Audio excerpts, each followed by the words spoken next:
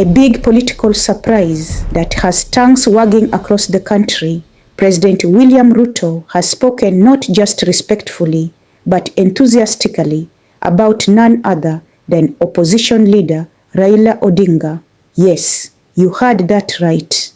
In a rare moment of unity, President Ruto gave glowing praise to Raila during the funeral of George Oduor, the longtime bodyguard and close confidant of Raila Odinga. But it wasn't just the usual political courtesy.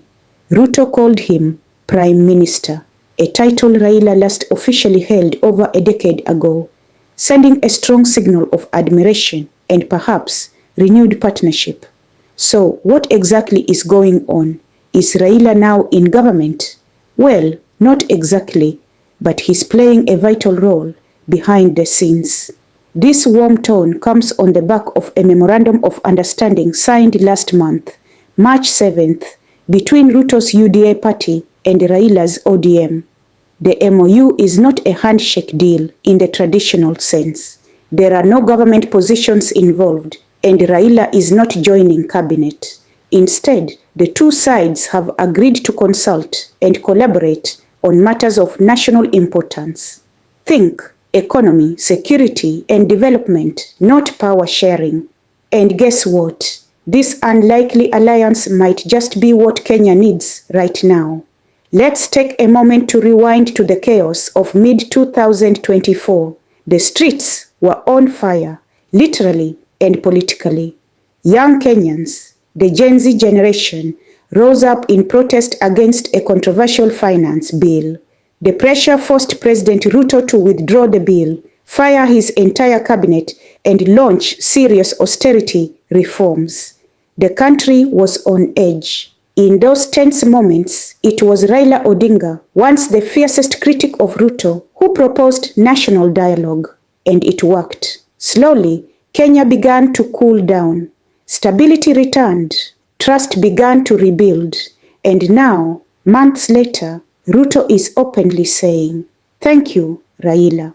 It's not every day you see two political heavyweights like these, men who were once on opposite sides of brutal election battles, now speaking the language of unity. But not everyone's clapping. Critics argue this new friendship could weaken the opposition's voice in parliament. Some fear Raila might be giving up his watchdog role. Others are calling it a repeat of past patterns, reminding us that this is the fourth time Raila has made peace with the sitting president. So, is it unity or political recycling? Here's where I stand. Kenya is tired of noisy politics that lead nowhere.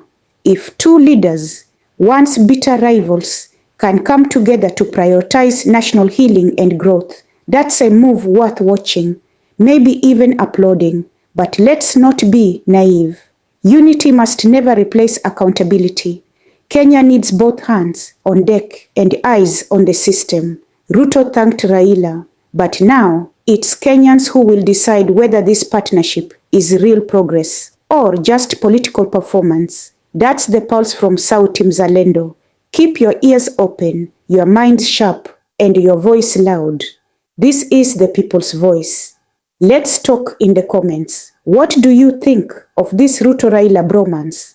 Game changer or just another dance?